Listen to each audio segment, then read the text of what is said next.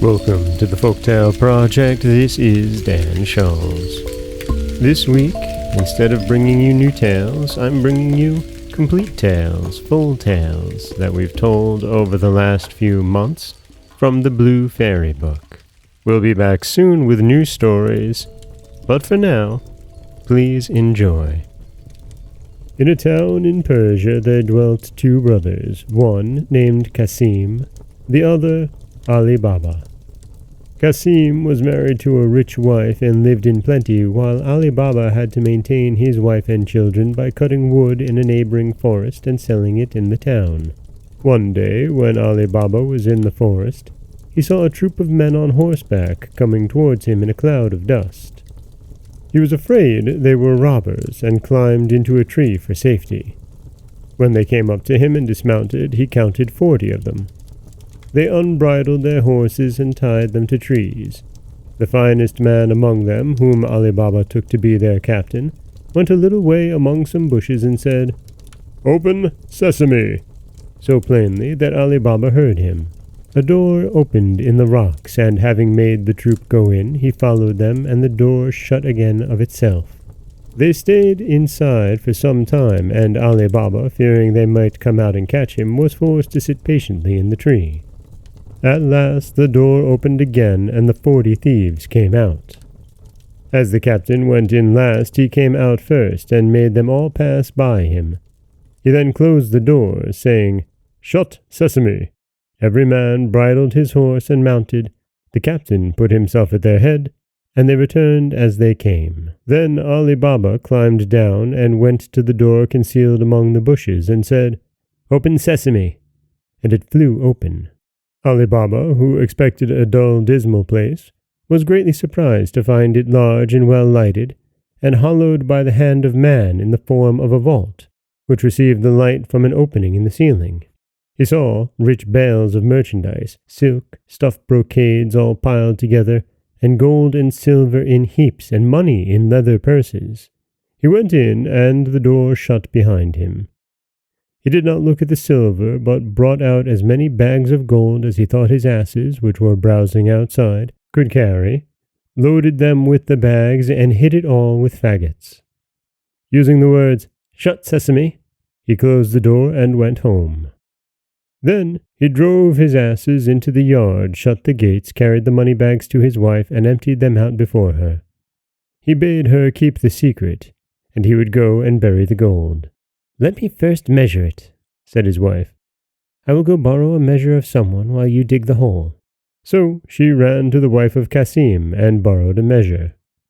Knowing Ali Baba's poverty, the sister was curious to find out what sort of grain his wife wished to measure, and artfully put some suet at the bottom of the measure. Ali Baba's wife went home and set the measure on the heap of gold, and filled it and emptied it often, to her great content. She then carried it back to her sister, without noticing that a piece of gold was sticking to it, which Kasim's wife perceived directly as her back was turned. She grew very curious, and said to Kasim when he came home, "Kasim, your brother is richer than you. He does not count his money, he measures it." He begged her to explain this riddle, which she did by showing him the piece of money and telling him where she found it. Then Kasim grew so envious that he could not sleep, and went to his brother in the morning before sunrise. "Ali Baba," he said, showing him the gold piece, "you pretend to be poor, and yet you measure gold." By this Ali Baba perceived that, through his wife's folly, Kasim and his wife knew their secret, so he confessed all, and offered Kasim a share. "That I expect," said Kasim. "But I must know where to find the treasure, otherwise I will discover all, and you will lose all." Ali Baba, more out of kindness than fear, told him of the cave, and the very words to use. Kasim left Ali Baba, meaning to be beforehand with him, and get the treasure for himself. He rose early next morning, and set out with 10 mules, loaded with great chests. He soon found the place, and the door in the rock. He said, "Open, sesame," and the door opened and shut behind him. He could have feasted his eyes all day on the treasures, but he now hastened to gather together as much of it as possible. But when he was ready to go, he could not remember what to say for thinking of his great riches. Instead of sesame, he said, "Open, Barley," and the door remained fast. He named several different sorts of grain, all but the right one, and the door still stuck fast. He was so frightened at the danger he was in that he had as much forgotten the word as if he had never heard it. About noon, the robbers returned to their cave and saw Cassim's mules roving about with great chests on their backs. This gave them the alarm. They drew their sabres and went to the door, which opened on their captains, saying, "Open, sesame!" Cassim, who had heard their trampling of the horses' feet, resolved to sell his life dearly. So, when the door opened, he leaped out and threw the captain down. In vain, however, for the robbers with their sabres soon killed him. On entering the cave, they saw all the bags laid ready, and could not imagine how anyone had got in without knowing their secret. They cut Cassim's body into 4 quarters and nailed them up inside the cave in order to frighten anyone who should venture in, and went away in search of more treasure. As night drew on, Cassim's wife grew very uneasy, and ran to her brother-in-law and told him where her husband had gone. Ali Baba did his best to comfort her, and set out to the forest in search of Cassim. The first thing he saw on entering the cave was his dead brother. Full of horror, he put the body on one of his asses, and bags of gold on the other 2, and covering all with some faggots, returned home. He drove the 2 asses laden with gold into his own yard, and led the other to Cassim's house. The door was opened by his slave, Morgiana, whom he knew to be both brave and cunning. Unloading the ass, he said to her, "This is the body of your master who has been murdered, but whom we must bury as though he had died in his bed.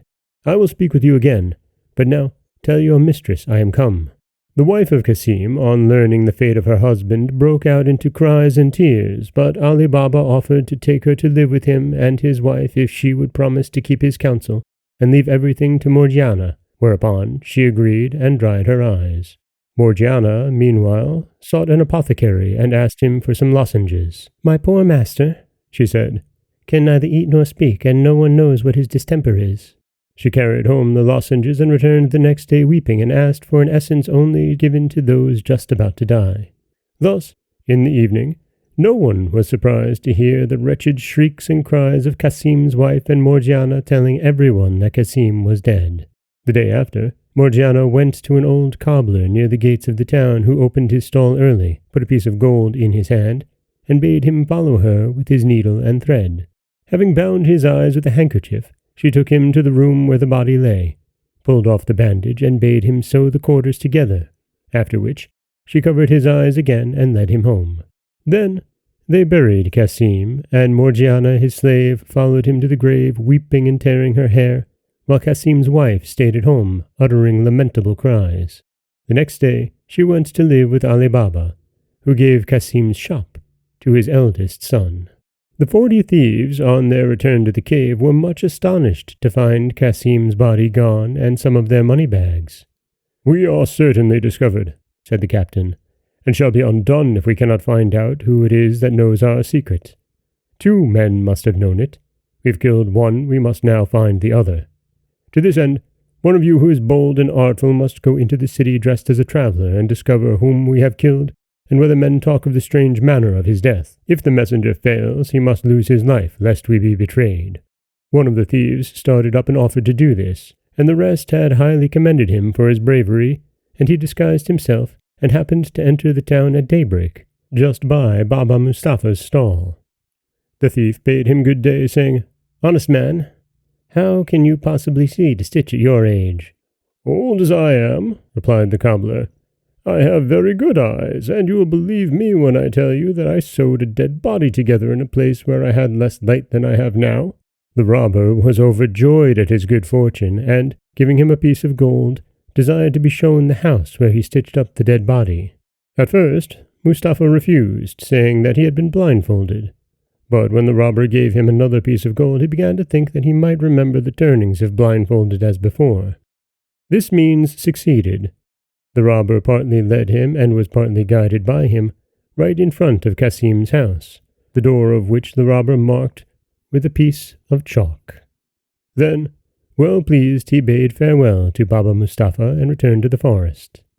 By and by, Morgiana, going out, saw the mark the robber had made, quickly guessed that some mischief was brewing, and, fetching a piece of chalk, marked 2 or 3 doors on each side, without saying anything to her master or mistress. The thief, meantime, told his comrades of his discovery.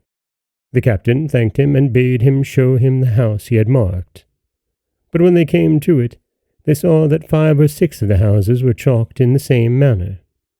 The guide was so confounded that he knew not what answer to make, and when they returned, he was at once beheaded for having failed. Another robber was dispatched, and having won over Baba Mustapha, marked the house in red chalk. But Morgiana, being again too clever for them, the second messenger was put to death also.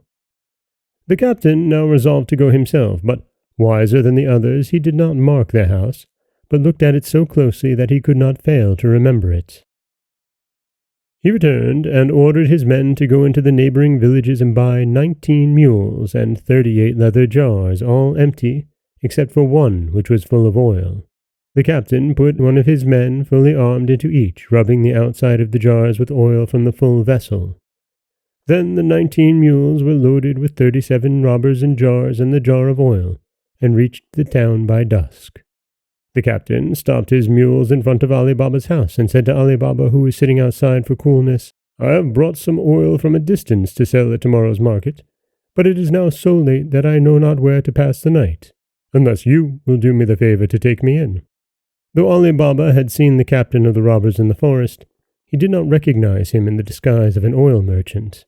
He bade him welcome, opened his gates for the mules to enter, and went to Morgiana to bid her prepare a bed and supper for his guest. He brought the stranger into his hall, and after they had supped, went again to speak to Morgiana in the kitchen, while the captain went into the yard under pretence of seeing after his mules, but really to tell his men what to do. Beginning at the first jar and ending at the last, he said to each man, "As soon as I throw some stones from the window of the chamber where I lie, cut the jars open with your knives and come out, and I will be with you in a trice." He returned to the house, and Morgiana led him to his chamber. There she told Abdallah, her fellow slave, to set on the pot to make some broth for her master who had gone to bed. Meanwhile her lamp went out, and she had no more oil in the house. "Do not be uneasy," said Abdallah. "Go into the yard and take some out of one of those jars." Morgiana thanked him for his advice, took the oil pot, and went into the yard. When she came to the first jar, the robber inside said softly, "Is it time?" Any other slave but Morgiana, on finding a man in the jar instead of the oil she wanted, would have screamed and made a noise. But she, knowing the danger her master was in, bethought herself of a plan, and answered quietly, "Not yet, but presently." She went to all the jars, giving the same answer till she came to the jar of oil. She now saw that her master, thinking to entertain an oil merchant, had let 38 robbers into his house. She filled her oil pot, went back to the kitchen, and having lit her lamp, went again to the oil jar, and filled a large kettle full of oil. When it boiled, she went and poured enough oil into every jar to stifle and kill the robber inside. When this brave deed was done, she went back to the kitchen, put out the fire and the lamp, and waited to see what would happen. In a quarter of an hour, the captain of the robbers awoke, got up, and opened the window. As all seemed quiet, he threw down some little pebbles which hit the jars. He listened, and as none of his men seemed to stir, he grew uneasy, and went down into the yard. On going to the first jar, and saying, "Are you asleep?" he smelt the hot-boiled oil, and knew at once that his plot to murder Ali Baba and his household had been discovered. He found all the gang were dead, and missing the oil out of the last jar, became aware of the manner of their death. He then forced the lock of a door leading into a garden, and climbing over several walls made his escape. Morgiana heard and saw all this, and rejoicing at her success, went to bed and fell asleep. At daybreak Ali Baba arose, and seeing the oil jars still there, asked why the merchant had not gone with his mules. Morgiana bade him look in the first jar and see if there was any oil. Seeing a man, he started back in terror. "Have no fear," said Morgiana. "The man cannot harm you. He is dead." Ali Baba, when he had recovered somewhat from his astonishment, asked what had become of the merchant. "Merchant," said she, "he is no more a merchant than I am." And she told him the whole story, assuring him that it was a plot of the robbers of the forest, of whom only 3 were left, and that the white and red chalk marks had something to do with it. Ali Baba at once gave Morgiana her freedom, saying that he owed her his life. They then buried the bodies in Ali Baba's garden, while the mules were sold in the market by his slaves. The captain returned to his lonely cave, which seemed frightful to him without his lost companions, and firmly resolved to avenge them by killing Ali Baba. He dressed himself carefully and went into the town, where he took lodgings at an inn. In the course of a great many journeys to the forest, he carried away many rich stuffs and much fine linen, and set up a shop opposite that of Ali Baba's son. He called himself Cogia Hassan, and as he was both civil and well-dressed, he soon made friends with Ali Baba's son, and through him with Ali Baba, whom he was continually asking to sup with him. Ali Baba, wishing to return his kindness, invited him into his house and received him smiling, thanking him for his kindness to his son. When the merchant was about to take his leave, Ali Baba stopped him, saying, "Where are you going, sir, in such haste? Will you not stay and sup with me?" The merchant refused, saying that he had a reason, and on Ali Baba's asking him what that was, he replied, "It is, sir, that I can eat no victuals that have any salt in them." "If that is all," said Ali Baba, "let me tell you that there shall be no salt in either the meat or the bread that we eat tonight." He went to give this order to Morgiana, who was much surprised. "Who is this man," she said, "who eats no salt with his meat?" "He is an honest man, Morgiana," returned her master. "Therefore do as I bid you." But she could not withstand a desire to see this strange man. So she helped Abdallah to carry up the dishes, and in a moment saw that Cogia Hassan was the robber captain, and carried a dagger under his garment. "I am not surprised," she said to herself, "that this wicked man who intends to kill my master will eat no salt with him, but I will hinder his plans." She sent up the supper by Abdallah, while she made ready for one of the boldest acts that could be thought of. When the dessert had been served, Cogia Hassan was left alone with Ali Baba and his son, whom he thought to make drunk and then to murder them. Morgiana, meanwhile, put on a headdress like a dancing girl's, and clasped a girdle around her waist, from which hung a dagger with a silver hilt, and then said to Abdallah, "Take your tabor, and let us go and divert our master and his guest." Abdallah took his tabor and played before Morgiana until they came to the door, where Abdallah stopped playing and Morgiana made a low curtsy. "Come in, Morgiana," said Ali Baba, "and let Cogia Hassan see what you can do." And turning to Cogia Hassan, he said, "She's my slave and my housekeeper." Cogia Hassan was by no means pleased, for he feared that his chance of killing Ali Baba was gone for the present. But he pretended great eagerness to see Morgiana, and Abdallah began to play and Morgiana to dance.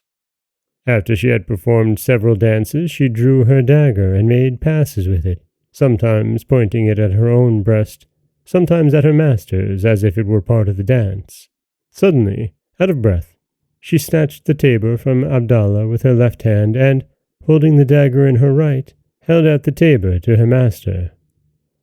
Ali Baba and his son put a piece of gold into it, and Cogia Hassan, seeing that she was coming to him, pulled out his purse to make her a present, but while he was putting his hand into it, Morgiana plunged the dagger into his heart. "Unhappy girl!" cried Ali Baba and his son. "What have you done to ruin us?" "It was to preserve you, master, not to ruin you," answered Morgiana. "See here," opening the false merchant's garment and showing the dagger. "See what an enemy you have entertained. Remember, he would eat no salt with you. And what more would you have? Look at him. He is both the false oil merchant and the captain of the 40 Thieves." Ali Baba was so grateful to Morgiana for thus saving his life that he offered her to his son in marriage, who readily consented, and a few days after the wedding was celebrated with great splendor. At the end of a year, Ali Baba, hearing nothing of the two remaining robbers, judged they were dead, and set out to the cave. The door opened on his saying, "Open sesame." He went in and saw that nobody had been there since the captain had left it. He brought away as much gold as he could carry, and returned to town. He told his son of the secret of the cave, which his son handed down in his turn, so that the children and grandchildren of Ali Baba were rich to the end of their lives. This is Dan Scholz for the Folktale Project. Don't forget that you can subscribe to the podcast on Apple Podcasts, Spotify, anywhere that you like to get your podcasts. You can follow us on Instagram and Threads at Folktale Project. If you'd like to help support the project, you can head over to patreon.com/folktaleproject. Or you could always just share the stories with someone you love. I do appreciate that. As always, thank you so much for listening.